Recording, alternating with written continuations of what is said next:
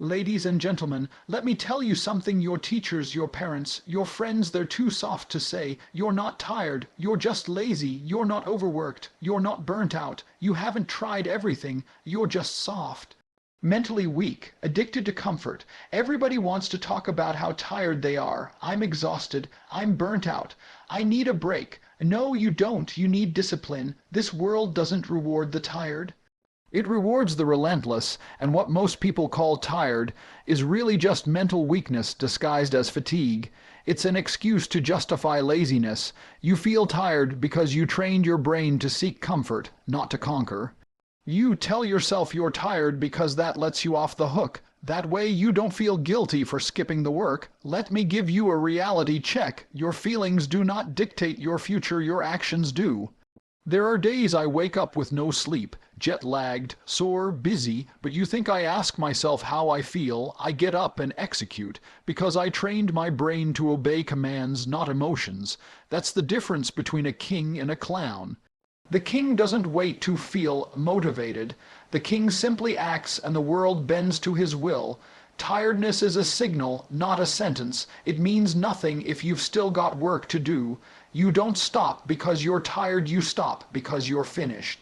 And if you haven't built your body, secured your income, protected your family, and earned your legacy, you're not finished. The modern world has taught you to coddle yourself. Rest when you're tired. Take a day off. Don't burn out.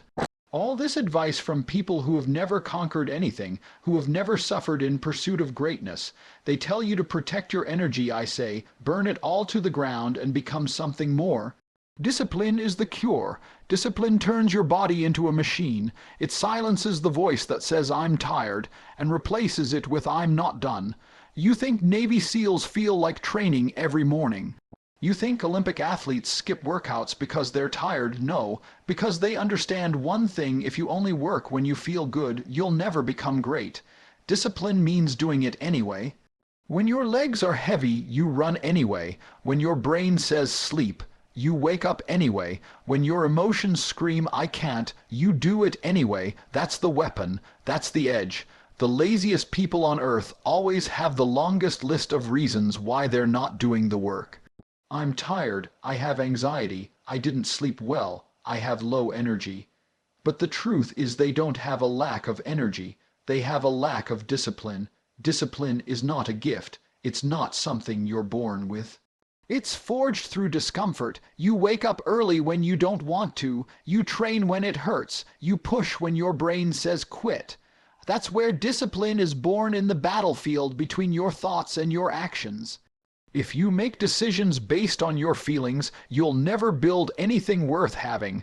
That's what average people do. They let emotions guide their lives and then wonder why they're broke, out of shape, and forgotten. You want to be remembered. You want power, respect, money, muscle. You want to walk into a room and have people feel your presence. Then you need to kill the soft voice in your head that tells you you're tired. You need to bury it. You need to replace it with a new voice, one that says shut up, get up, execute. That's the voice of a winner. Winners don't feel less pain. They just don't obey it. Winners don't feel less tired. They just don't honor it. You're going to suffer either way, pain of discipline or pain of regret, and the world doesn't care which one you choose. So pick the one that makes you a monster. Pick the one that makes you unbreakable. Because at the end of the day, life will test you. The world will punch you in the mouth. And when that moment comes, tiredness won't save you. Discipline will. So the next time you hear yourself say, I'm tired, ask this: am I truly exhausted, or am I just weak right now? Am I drained, or have I just trained my brain to seek escape? The man who is building his empire doesn't ask if he's tired. He only asks one thing: what's next? And now stop whining and get to work. You ever notice how you feel like quitting way before your body actually gives out? You go to the gym. 10 minutes in, your legs burn, your lungs hurt, your brain starts screaming, stop, stop, we can't do this. But if someone pointed a gun at your head and told you to keep going, you'd find the strength to run for miles. What changed? Not your body, your mind. That's the entire game. People don't quit because they're physically finished. They quit because their brain told them they were finished and they believed it. They didn't challenge that voice, they didn't override it, they submitted. That's weakness. Understand this, your brain is wired to protect you, not to push you. It's built for survival, not success.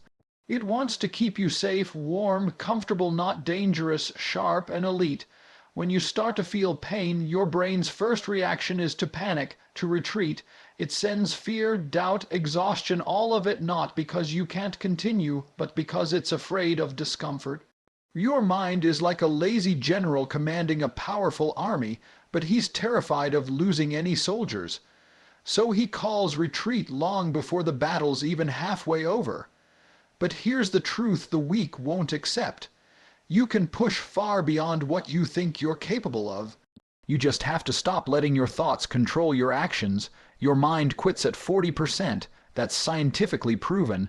When you think you're done, you're only at 40% of your potential. But most people never go past that wall because they believe the lie. They let the discomfort dictate their limits. They feel that little bit of resistance and think, well, I guess that's it. But the real ones, the winners, the killers, they laugh at that voice. They override it. They tell their brain, you don't make the rules, I do. You want to be a beast. You want to be the kind of man people fear and respect. Then you've got to break the habit of quitting when it gets tough. You've got to rewire your brain to operate under pressure. You've got to become ruthless with yourself. The gym is just one example. Think about business. Most men say they want to be rich, but the moment sales dry up, the moment they hear 10 no's in a row, the moment the pressure rises, they give up. Not because they weren't good enough, but because they couldn't handle the mental weight of persistence. Their mind quit, their soul didn't, their body didn't, but their weak little voice in their head whispered, it's not worth it, and they listened. That's why they lose. That's why they stay average. That's why no one remembers them. The most dangerous men on the planet, fighters, soldiers, entrepreneurs, visionaries, all understand one thing. Master the mind, and the body will follow. If your mind tells your body what to do, and not the other way around, you're unstoppable. So how do you build this strength? Reps. You don't grow mental toughness by reading books or watching motivation videos. You grow it by doing what sucks daily: cold showers, brutal workouts, silence. Early mornings, long hours, painful discipline. You teach your mind that quitting is not an option. Every time you push past that mental quit signal, you get stronger. Every time you finish that set, that call, that deal, that task when your mind screamed no, and you answered yes. You harden your spirit. You elevate your standard. You build a mind that obeys you, not sabotages you. Because here's the truth, your goals don't care how you feel. Your future doesn't care about your thoughts. Your legacy is only built when your body obeys a superior mind. A man who is led by his brain will always be a slave to emotion. But a man who commands his brain, who has trained it like a weapon, becomes free. So the next time your mind starts whispering lies, I'm tired, this is too hard, let's quit. Recognize it for what it is, weakness trying to steal your potential. Tell it to shut up. Push forward. Bleed, grit your teeth, suffer with a smile, because on the other side of that pain, past that moment your mind told you to quit, is the man you were born to become. And I promise you, he's worth the suffering. Every man wants to be great until it's time to pay the price. Everyone wants the success, the respect, the power, but when pain shows up, they run.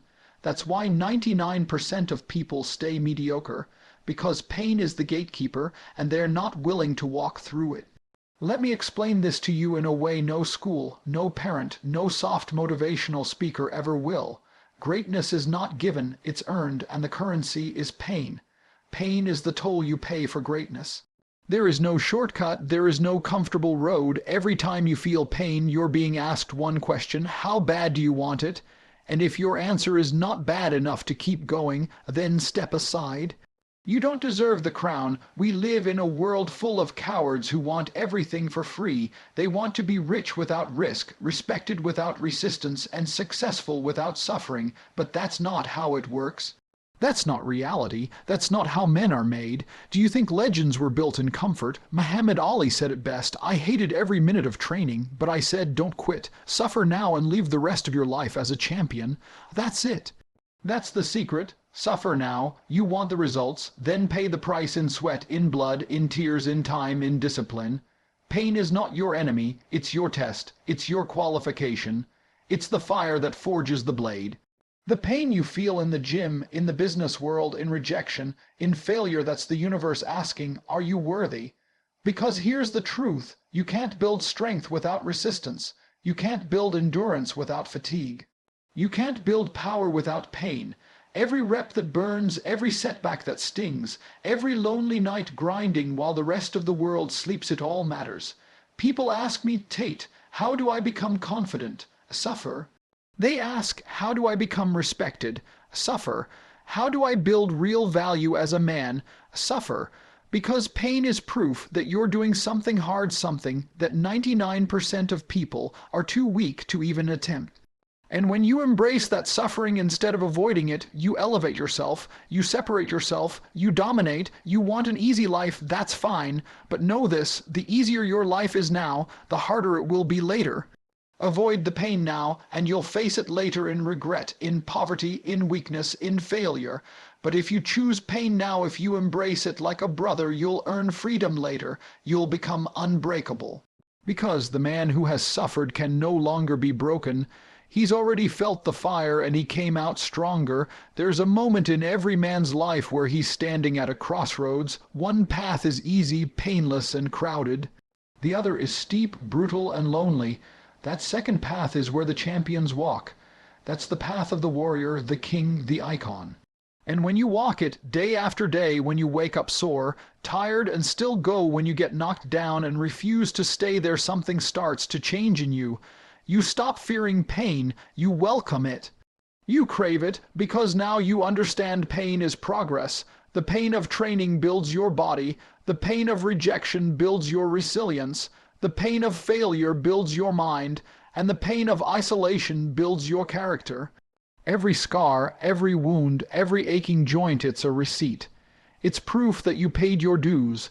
So while the average man complains and collapses under pressure, the man destined for greatness rises again and again, because he knows pain is just the price tag on his purpose. And when that moment comes when your body's trembling, your lungs are on fire, and your brain is screaming to quit, that's when you smile. Because you know you're close, that's when you know this is where most men stop. But not me, so ask yourself, what are you willing to endure for the life you claim to want? What pain are you willing to suffer for the man you claim to become? Because make no mistake, the throne is not free. It is earned with pain, so suffer with pride. You're not being punished, you're being forged. Laziness isn't a character flaw anymore, it's become a lifestyle. It's the new normal. It's disguised and dressed up with fake labels like self-care, mental health days, a burnout, and work-life balance. But let's call it what it really is, a disease, and it's spreading like wildfire. Look around you. Look at how easy everything has become. You can get food without cooking, entertainment without effort, attention without value. You can survive, even feel good, without ever earning anything. And the worst part, people are proud of it. They brag about how little they do. You think ancient warriors were like this? You think Spartans, samurai, soldiers, and kings had time to rest because they didn't feel like it? No, they trained, they bled, they worked, they earned their place in the world. But modern society, it's built for weakness. Everything is optimized for laziness. One-click purchases, swipe, left dating, instant dopamine, no delay. And if it takes more than a few seconds, people quit. Attention spans are shorter than ever. Commitment is dead. Hustle is mocked. Discipline is rare. Why? Because the system is feeding your laziness. They want you weak. They want you docile. A lazy man doesn't resist. A lazy man doesn't lead revolutions. A lazy man consumes, he doesn't build. That's why they hand you comfort like it's a reward. But let me tell you the truth. Comfort is a trap. Laziness is not something you're born with, it's something you're trained into. Every time you hit snooze, skip the gym, scroll for hours instead of grinding, you're strengthening the disease. You're programming yourself to fail. But here's the hard truth. You don't have the luxury to be lazy if you want to win in this life. Because there's someone out there who wants it more, who's hungrier, who's working while you're relaxing, who's investing while you're complaining. And that man, the one who moves with discipline while you're frozen by comfort, he will crush you. You will either suffer now from discipline or suffer forever from regret. Pick your poison. This disease, this modern laziness, is built on entitlement. Everyone thinks they deserve success just because they want it. They want six-pack abs without training, money without sacrifice, respect without achievement, but nothing in life works that way. You don't deserve anything, you earn it, and you earn it by doing the hard things. Daily, repeatedly, especially when you don't feel like it. Laziness tells you it's okay to rest. You're human. Take it easy. Discipline says, I'm human, yes, but I'm not average. And let me educate you on this. Being lazy is not just a physical issue, it's a mental disease. It infects how you think, how you talk, how you make decisions. A lazy man doesn't just skip workouts, he avoids difficult conversations. He ignores responsibility, he blames the world, he complains instead of creating. And worst of all, he lowers the standard for everyone around him, because laziness is contagious. Surround yourself with lazy people, and you'll become like them. You'll find yourself justifying their behavior. You'll become comfortable with mediocrity, but if you surround yourself with savages, people who wake up and attack the day, your entire life will elevate. So how do you cure this disease? One word: action. You move before you feel ready. You work even when you're uninspired. You show up even when you're tired. You train your brain to obey, not negotiate. You become a machine, not a slave to feelings. Every time you defeat laziness with action, you gain power. You gain respect from others and, more importantly, from yourself. Because self-respect isn't built through comfort. It's built through pain, repetition, consistency. You want confidence, earn it. You want wealth. Build it. You want freedom, fight for it, and you don't get to any of those things by being lazy. You get there by doing what most men refuse to do, by becoming someone that laziness can't live inside. By developing a code, a non-negotiable standard that says, no matter what, I show up. The modern world is lazy, that's the truth. But you have a choice. Become another product of the system or become an exception. Kill the laziness before it kills your potential. Because while you're sleeping in and talking about balance, someone else is building your dream, and he's doing it with your excuses. Your legacy isn't built on how you feel. It's built on what you do, regardless of how you feel, and that's where 99% of people fail, because they think their emotions are the compass of life. They think feeling tired means they should rest. Feeling sad means they should quit. Feeling unmotivated means they get a pass. But the truth is brutal. Your legacy doesn't care. No one will remember how overwhelmed you were. No one will care that you were in a bad place mentally. No one is writing history books about the man who almost tried but didn't feel like it. What they remember, what the world respects, is the man who shows up anyway, the man who wakes up when he's dead tired, the man who executes when he's broken, the man who performs whether he's inspired or not. That's the man the world admires. That's the man who leaves a mark. See, your emotions are temporary. They change by the hour. But your legacy is permanent. It outlives you. It echoes when you're gone. And it's not built in the moments where everything feels good. It's built in the trenches, on the days when your body is shot and your mind is begging to quit. That's where real greatness is forged. People say, I don't feel motivated today. Good. Motivation is for the weak. Discipline doesn't need permission from your emotions. You want to be a warrior, then you need to act like one with or without motivation. A lion doesn't wait to feel like hunting. He just hunts. He doesn't check his mood. He just dominates, because that's what's required. So if you want to leave something behind, if you want to be remembered, respected, immortal, then you need to stop negotiating with your feelings. Your legacy won't care that you were tired. It won't care that people didn't believe in you. It won't care that life was unfair. It will only measure what you did about it. Did you rise or did you retreat? Did you conquer or did you collapse? Did you produce or did you procrastinate? You want to build a legacy? Then do it on the days that break most men, because that's when it counts. The masses only show up when it's easy. They perform when they feel like it, but the elite, the 1% of the 1%, they perform no matter what. They dominate through storms, pain, failure, betrayal, loneliness, and they come out stronger, sharper, and more focused. That's why the world remembers their names. You think anyone cared about how Elon Musk felt when he slept on the Tesla factory floor to keep production going? You think Michael Jordan got sympathy for playing with the flu and still dropping 38 points? No, no one cared how they felt. They cared what they did. Because action is all that matters when you're building a legacy. Stop thinking your emotions are unique. They're not. Every man feels doubt. Every man feels fear. Every man feels like quitting, but most men let those feelings define them. Great men defy those feelings. Your feelings don't build empires. Your feelings don't feed your family. Your feelings don't make you rich, strong, or powerful. Work does, discipline does, sacrifice does. So when that soft voice in your head says it's too hard, you remind yourself legacy over feelings. When it says take a break, you say not until it's done. When it screams, I can't do this anymore, you reply, watch me. That's how legacies are built, one brutal decision at a time, choosing action over excuses. Grit over comfort, focus over feelings. So ask yourself right now, what are you building? Are you constructing something that will outlive you, or are you just surviving? Because one day you'll be gone. And the world won't remember how tired you were. They won't remember your emotional roller coasters. They'll only remember what you built, what you gave, what you conquered. And when your name is spoken, if it's spoken, it'll be based entirely on what you did when things were hard. Your legacy doesn't care how you feel, so get up. Fight anyway, work anyway, train anyway, lead anyway, win anyway, because that's the only way your name will mean something when you're gone. So now you've heard it all. You've been told the truth, the kind no one else has the balls to say, not because they don't know it, but because they're scared you'll get offended. I don't care if it offends you. I care if it wakes you up.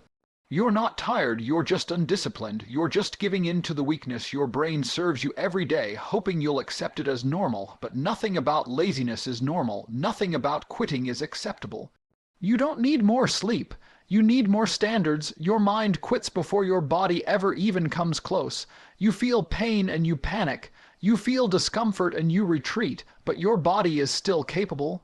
You've just let your brain run the show for far too long. It's time to take back control, time to command your mind. You say you want to be great good, then start paying the entry fee: pain, suffering, failure, rejection, repetition.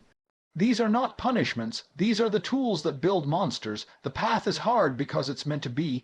If it were easy, it would be meaningless, and let's not pretend this is just about tiredness. No, this is about modern weakness. A society designed to feed you comfort, to keep you lazy, to make you obedient and soft. You're surrounded by people who are asleep with their eyes open, scrolling, snacking, complaining. If you want to rise, you have to reject all of that. You have to become immune to the disease of laziness, and above all, you need to understand this: your legacy won't care how you felt. It won't remember your bad days. It won't list your excuses. It will only remember what you did, who you became despite everything. You want your name to mean something, then stop negotiating with weakness. Stop calling laziness burnout. Stop calling excuses mental health. Stop calling softness balance. Start operating like a man on a mission, because that's what you are. This life, it's not waiting for you. The man you could become, he's not coming to rescue you. He's waiting on the other side of your laziness, your pain, your discipline, and you reach him by working harder than you ever thought possible, especially on the days you don't feel like it. You're not tired, you're just not in control yet, so take control. Get up, move, dominate, and build something that will outlive you. Because lions don't sleep when it's time to hunt, and your time is now.